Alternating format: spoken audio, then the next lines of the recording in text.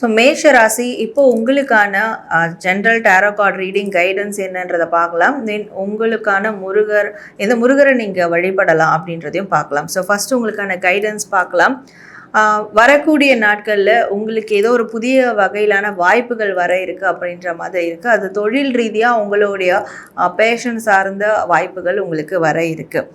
So நீங்கள் நீண்ட நாட்களாக எதிர்பார்த்து காத்து கொண்டிருந்த அந்த வாய்ப்புகள் கூட வரும் சில பேருக்கு. இங்கே என்னென்னா நீங்கள் இதுக்கு மேலே எந்த காரியங்களையும் நீங்கள் போஸ்ட்போன் பண்ணக்கூடாது அப்படின்னு இருக்குது.